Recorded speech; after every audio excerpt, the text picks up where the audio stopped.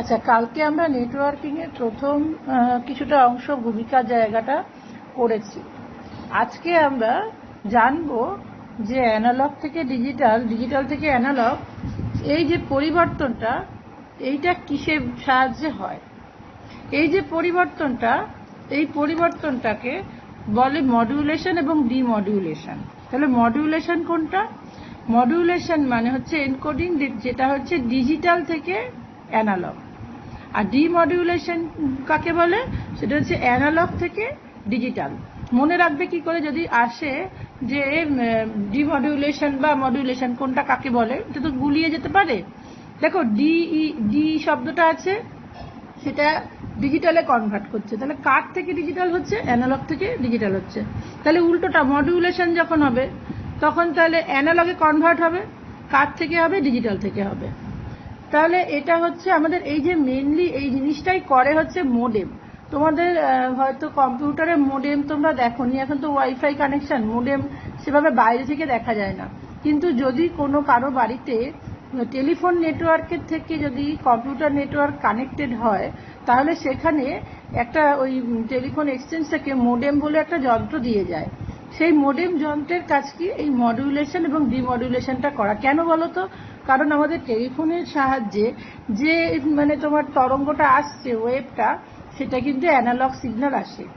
এই যে analog signal, তো কম্পিউটারের মধ্যে তো ডিজিটাল কাজ করে, কম্পিউটার তার অ্যানালগ সিগন্যাল বুঝবে না। তাহলে কম্পিউটারের উপযোগী হওয়ার জন্য অ্যানালগকে আগে ডিজিটাল হতে হবে, তার মানে ডিমডিউলেশন করতে হবে। আবার ভিতরে যখন কাজকর্ম হয়ে যাবে তখন কম্পিউটার যে ডিজিটাল ডেটাটা তৈরি করবে সেটাকে আবার অ্যানালগে কনভার্ট করে নিতে হবে, তাকে বলা হয় মডিউলেশন। তাহলে এখানে আমি বই থেকে কিছু কিছু লাইন আমি টুকে রেখেছি। ওয়্যান ব্যবহার করে অ্যানালগ সিগন্যাল, সেখান থেকে এটা হচ্ছে কি, এমনি যে ওয়্যানগুলো মানে হচ্ছে ওয়াইড এরিয়া নেটওয়ার্ক, এটা কাকে বলে একটু বাদেই জানতে পারবে। তো সেখান থেকে মোডেম ব্যবহার করে সেই অ্যানালগ সিগন্যালকে ডিজিটাল সিগন্যালে রূপান্তরিত করা হয়। এবার এইটা হচ্ছে কম্পিউটারে ব্যবহৃত হয়। আবার কম্পিউটারের থেকে প্রেরিত যে ডিজিটাল সিগন্যাল আছে সেটাকে অ্যানালগ সিগন্যালে পরিণত করা হয়, মোডেমের সাহায্যেই সেটা করা হয়। এরকম যদি না করা হয় তাহলে ডিজিটাল সিগন্যাল তো আর ওয়্যান দিয়ে যেতে পারবে না। তাহলে সেটা ওয়্যানের উপযোগী করার জন্য আবার সেটাকে অ্যানালগে পরিণত করা হয়। তাহলে মোডেমের কাজ যদি আসে, কম্পিউটারের মোডেমের কাজ কি? তাহলে আমরা এটা বলতে পারি যে মডিউলেশন এবং ডিমডিউলেশন করাটা হচ্ছে মোডেমের কাজ। মডিউলেশন যেখানে হচ্ছে তোমার ডিজিটাল থেকে অ্যানালগে পরিণত করা হয় ডেটা, আর ডিমডিউলেশন হচ্ছে যেখানে অ্যানালগ থেকে ডিজিটাল করা হয়।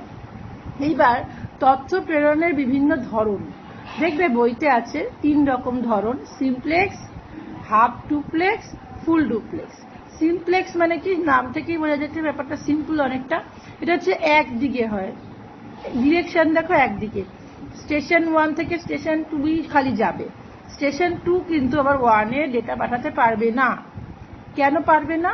কারণ সেই সুযোগটা নেই। ধরো আমাদের রেডিও, টিভি, এইসব, এই যে আমরা FM এ গান শুনি, হ্যাঁ, তা আমরা তো আর ওখানে কিছু মানে বলতে পারি না। বা টিভিতে আমরা যখন কোনো একটা শো দেখি, তো সেই শো আমরা কিন্তু নিজেরা পার্টিসিপেট করতে পারছি না।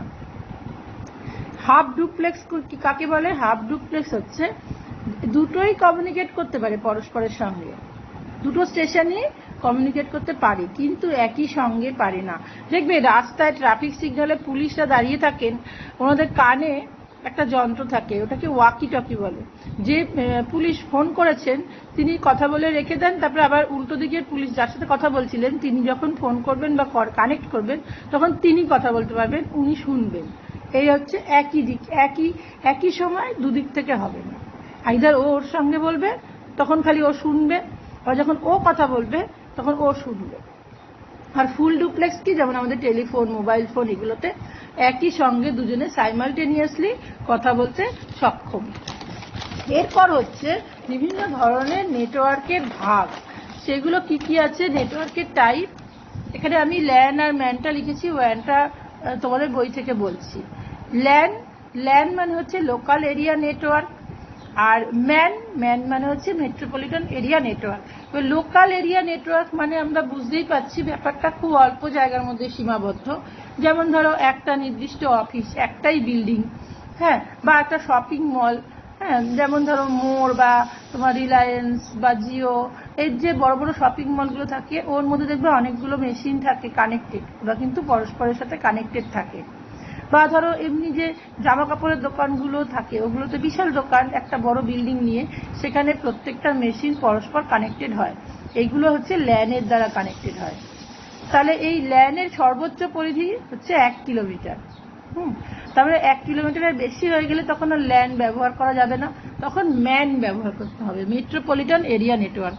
এবার কিভাবে করে, অনেকগুলো ল্যান থাকে তাদেরকে একসাথে কানেক্ট করে দিয়ে ম্যান তৈরি করা হয়। তাহলে আমরা কি শিখলাম, যে ল্যান মানে হচ্ছে একটা বিল্ডিং এর মধ্যে ধরো 10-15টা কম্পিউটার আছে, তারা পরস্পর ডেটা আদান প্রদান, ইমেল বা ছবি বা কোনো রকম বিল, এইসবগুলো যখন আদান প্রদান করে তখন ওরা ল্যান ব্যবহার করে। এবার ল্যানে কানেক্টেড অনেকগুলো বিল্ডিং, তাদের একটা ধরো সেন্ট্রাল হেড অফিস আছে শহরের মাঝখানে, তো সেইটা পরস্পরের সঙ্গে যুক্ত হয়ে গিয়ে একটা ম্যান বা মেট্রোপলিটন এরিয়া নেটওয়ার্ক তৈরি করলো। ধরো এই যে মোড়ের যে দোকানগুলো আছে, এখানে রথতলায় আছে, তারপর তোমার আড়িয়াদহতেও আছে, এরকম ধরো আরো যতগুলো আছে এই আশেপাশের মধ্যে 120 কিলোমিটার সর্বোচ্চ রেঞ্জ, মানে অনেকটাই কিন্তু হয়। হ্যাঁ, এই সমস্ত মোড়ের নেটওয়ার্কগুলো যদি পরস্পর কানেক্টেড থাকে তখন তাকে আমরা মেট্রোপলিটন এরিয়া নেটওয়ার্কিং বলতে পারি। এটা ফাইবার অপটিক্যাল কেবল এবং কোঅ্যাক্সিয়াল কেবল, এগুলো কাকে বলে এগুলো পরে আস্তে আস্তে আমরা শিখবো। এই দুটো কেবলের যে কোনোটা দিয়েই কানেক্টেড হতে পারে। এইবার যেটা আসছে, আচ্ছা এর আগে এই তোমার অ্যানালগ আর ডিজিটালের তফাৎটা বই থেকে পড়বে, খুবই ইম্পর্টেন্ট। আর ওই যে মোড অফ কমিউনিকেশন যেটা আমি বলেছিলাম, তার যে simplex, half duplex, full duplex, এই কটা এর পার্থক্যটাও কিন্তু দেখে নেবে। হ্যাঁ, কারো যদি অসুবিধা হয় আমাকে বলবে, তোমরা পড়ছো কিনা আমি সেটাও বুঝতে পারছি না, কারণ কেউই আমাকে কোনো ফিডব্যাক দাও না। এখানে দেখো ল্যানের কতগুলো বৈশিষ্ট্য বলা আছে। কি বলছে, ল্যান নেটওয়ার্কের বিস্তৃতি খুবই ছোট। এই নেটওয়ার্ক একটি ঘর, বিল্ডিং, বড়জোর একটি নির্দিষ্ট অঞ্চলের মধ্যে সীমাবদ্ধ থাকে। এই নেটওয়ার্ক সাধারণত কোনো সরকারি বা বেসরকারি সংস্থার মালিকাধীন হয়। ব্যবহারকারী নেটওয়ার্কের সঙ্গে যুক্ত সমস্ত কম্পিউটার ও তার আনুষঙ্গিক যন্ত্রপাতি ব্যবহার করতে পারে। তার মানে কি, ধরো অনেকগুলো মেশিন আছে, মনিটর আছে, তাদের কিবোর্ডগুলো আছে, কিন্তু বিলটা বেরোবে একটাই প্রিন্টার দিয়ে। দেখবে এই জিনিস আমরা আচ্ছা দেখতে পারি মোড়ের শপিং মল বা যে কোনো জামা কাপড়ের দোকানে তুমি যাও, এই ধরো ম্যাক্স বা তোমার ওই আরো যা যা আছে প্যান্টালুন্স ইত্যাদি, সেখানে দেখবে প্রিন্টার মেশিন কিন্তু একটা থাকে, 4-5টা ছেলে মেয়ে ওখানে দাঁড়িয়ে বিল বের করছে ঠিকই, কিন্তু প্রিন্টিংটা মেনলি একটা থেকেই বেরোয়। তার মানে কি, প্রিন্টার মেশিনটা এদের সাথে ল্যানে কানেক্টেড এবং ওরা প্রত্যেকেই প্রিন্টারটাকে অ্যাক্সেস করতে পারছে। তাহলে ল্যান নেটওয়ার্কের আর কি বৈশিষ্ট্য রয়েছে, ল্যান নেটওয়ার্কে কম্পিউটারগুলি নির্দিষ্ট জ্যামিতিক বিন্যাসে পরস্পর যুক্ত থাকে। ল্যান নেটওয়ার্ক তথ্য প্রেরণের ত্রুটির পরিমাণ অপেক্ষাকৃত কম, কারণ কি, ওইটুকু জায়গার মধ্যে তো তথ্য নষ্ট হয়ে যাওয়া বা মিসিং হয়ে যাওয়া এর সম্ভাবনাটা কম থাকে। ল্যান নেটওয়ার্কে তথ্য প্রেরণ অন্য নেটওয়ার্কের তুলনায় অনেক কম খরচে হয়, কারণ অতটুকু কম জায়গার মধ্যে আছে, ইনস্ট্রুমেন্টও বেশি লাগে না, ওই জন্য খরচটা যথারীতি কম হয়। ল্যান নেটওয়ার্কে তথ্য আদান প্রদানের মূল মাধ্যম হলো কেবল বা তার। তার মানে ল্যান নেটওয়ার্কটা কি হয়, তোমার তারের সাহায্যেই হয়, তার মানে ওয়্যারলেস কিন্তু নয়। ল্যান নেটওয়ার্কের সুবিধা কি কি, এই বৈশিষ্ট্যের মধ্যে আমরা সুবিধাগুলো পেয়ে গেছি।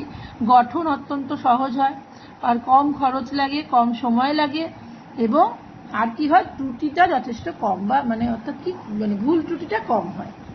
এবার ল্যান নেটওয়ার্কের অসুবিধা কি, মেনলি অসুবিধা তো হচ্ছে জায়গা অনেক কম থাকে, এবার বেশি মেশিন যুক্ত করা যায় না, এই দুটোই ত্রুটি। এইবার হচ্ছে মেট্রোপলিটন এরিয়া বা ম্যান। হ্যাঁ, মেট্রোপলিটন এরিয়া হচ্ছে অনেকগুলো ল্যানের সংযুক্তিতে তৈরি হয়। এই নেটওয়ার্কের বিস্তৃতি 1 কিলোমিটারের বেশি থেকে 120 কিলোমিটার অবধি হতে পারে। তবে 120 কিলোমিটার মানে অনেকটা কিন্তু হয়।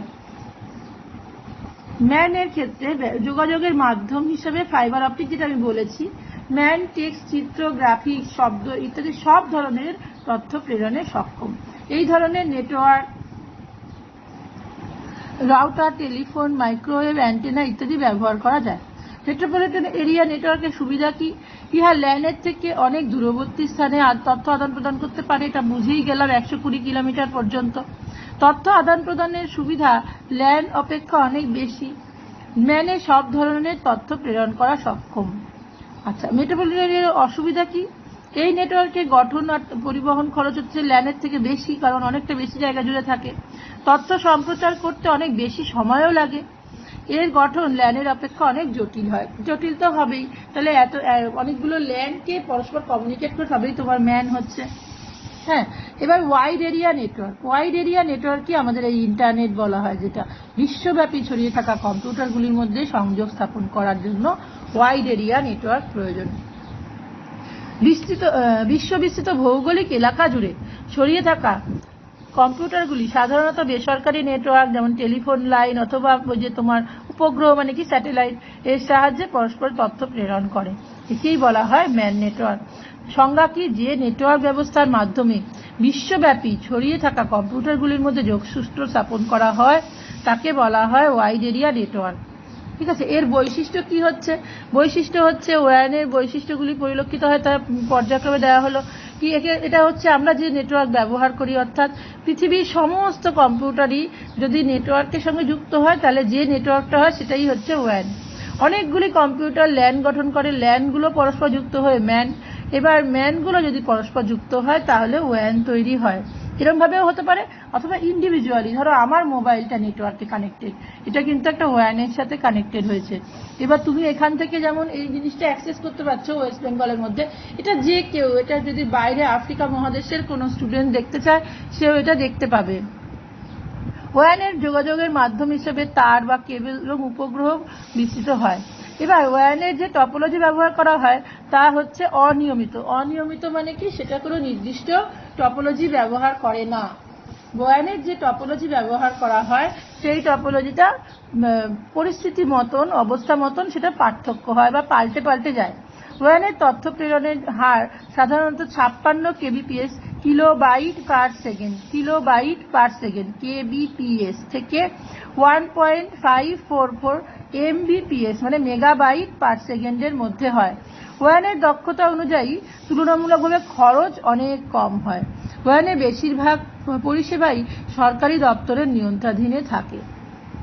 সরকারি দপ্তরের নিয়ন্ত্রণাধীনে থাকে, যেমন আমাদের বিএসএনএল এর যে নেটওয়ার্কিং এর ব্যবস্থা সরকারি। ওয়ানের সুবিধা কি? বিশ্বব্যাপী কম্পিউটারগুলি একই নেটওয়ার্কে আবদ্ধ হওয়ায় প্রয়োজন অনুসারে যে কোনো কম্পিউটারের তথ্য আমরা আদান প্রদান করতে পারি। ইমেলের মাধ্যমে আমরা জানি দুটোই চিঠি লেখার খরচ এবং সময় দুটোই বাঁচিয়ে দেয়। এই নেটওয়ার্কিং সিস্টেমের মাধ্যমে বিভিন্ন কোম্পানি তাদের নিজস্ব ওয়েব পেজ দ্বারা এই যে বস্তু সামগ্রী প্রোডাক্টের বিজ্ঞাপন করতে পারে। আমরা দেখতে পাই যে আমাদের যে কোনো বন্ধু বান্ধব যখন কোনো একটা প্রোডাক্ট তৈরি করে বা কোনো একটা প্রোডাক্টে সেল করে বা ব্রাইডাল মেকআপ শেখায়, তোমাদের অনেক বান্ধবী দেখবে তারা তাদের যে রিলস বানিয়ে সেগুলো কিন্তু নেটওয়ার্কে ছেড়ে দেয়, যাতে তাদের বিজ্ঞাপন হয়, যাতে অন্য অনেকে এসে তাদের থেকে এটা ব্যবহার করে। এটা একটা ইকোনমিক প্রফিট হচ্ছে বা লাভ হচ্ছে। তাহলে এটা সম্ভব হয়েছে ওয়ানের মাধ্যমে। এটা কি শুধু তুমি দেখতে পাবে? এটা যে কেউ ওর চ্যানেল সাবস্ক্রাইব করলে বাংলাদেশের কোনো মহিলাও দেখতে পাবে যে ও এটা দিচ্ছে। এই নেটওয়ার্ক পদ্ধতির আরেকটি বৃহত্তর অ্যাপ্লিকেশন হলো ইন্টারনেট ব্যবস্থা, যেটা আমি বলছিলাম, যার মাধ্যমে বর্তমানে ভিডিও কনফারেন্স, ওয়েব মিটিং এই সমস্তটা হচ্ছেই। তাহলে যখন আমাদের ধরো কোভিড চলছিল তখন আমরা সবাই দেখেছি যে আমাদের অনলাইনে পড়ানোটা চালু হয়েছে এবং অফিস কাছারিগুলো ওয়ার্ক ফ্রম হোম করতো। তার মানে কি? তারা যে কাজ করতেন সেগুলো তারা ইন্টারনেটের মাধ্যমে তাদের অফিসগুলোতে পাঠিয়ে দিতেন। ওয়ানের অসুবিধা কি? এই নেটওয়ার্ক বিশ্বের যে কোনো কম্পিউটারে ইচ্ছানুসারে যুক্ত হতে পারে। এই জন্য কি হয়? ভাইরাস এবং আনঅথরাইজড অ্যাক্সেস, যেটা আনঅথরাইজড অ্যাক্সেস মানে কি? তুমি চাও না যে তোমার এই জিনিসটা বাইরে জানাজানি হোক, কিন্তু সেটাও নেটওয়ার্কের সঙ্গে যুক্ত থাকার জন্য জানাজানি হতে পারে। ধরো তোমার কোনো অ্যাকাউন্ট আছে অনলাইনে, সেই অ্যাকাউন্টের পাসওয়ার্ড যদি কোনোভাবে বেরিয়ে যায় মার্কেটে, তাহলে বুঝতে পারছো যে যারা দুষ্কৃতকারী তারা কিন্তু তোমার সমস্ত টাকা ওখান থেকে হ্যাক করে নিয়ে নেবে। এই নেটওয়ার্ক গঠন এবং তথ্য পরিবহনের খরচ অনেক বেশি হয়। তথ্য সম্প্রচারে অনেক ভুলভ্রান্তিও হতে পারে। তথ্য প্রেরণের গতি অনেক কম হয়। কেন হয়? ধরো অস্ট্রেলিয়াতে আমার বান্ধবী আছে, তাকে যদি আমি এখান থেকে কানেক্ট করতে চেষ্টা করি তাহলে এত দূরে যাবে, কতগুলো ম্যান কতগুলো ল্যান্ড ক্রস করে সেই নেটওয়ার্কটা যাবে, বিভিন্ন রাউটার, ফায়ারওয়াল, অনেক কিছু থাকে। তাহলে সেইগুলো পাস করে যেতে যেতে কি হয়, আমার যে তথ্যটা আমি পাঠালাম সেটা সবসময় নির্ভুল যায় না। অনেক সময় অনেক শব্দ, যদি আমি কথা ভয়েস মেসেজ পাঠাই, অনেক কিছু মিস্টেক হতে পারে। কিন্তু তবুও আজকালকার দিনের পরিষেবা এতটাই উন্নত হয়েছে যে আমরা হোয়াটসঅ্যাপে যখন মেসেজ করি তখন কিন্তু সেই মেসেজের অডিও ক্লিপিং একদম পরিষ্কারভাবেই সেই সুদূর অস্ট্রেলিয়া বা কানাডা থেকেও সঠিকভাবে পাওয়া যায়। তাহলে এইগুলো হচ্ছে নেটওয়ার্কের নানা রকম সুবিধা এবং অসুবিধা। তা এটা তোমরা আজকে পড়বে, এরপরে যেটা বাড়িতে একবার দেখবে এবং পড়ে রাখবে, 4-5টা মতো বৈশিষ্ট্য মুখস্থ রাখবে।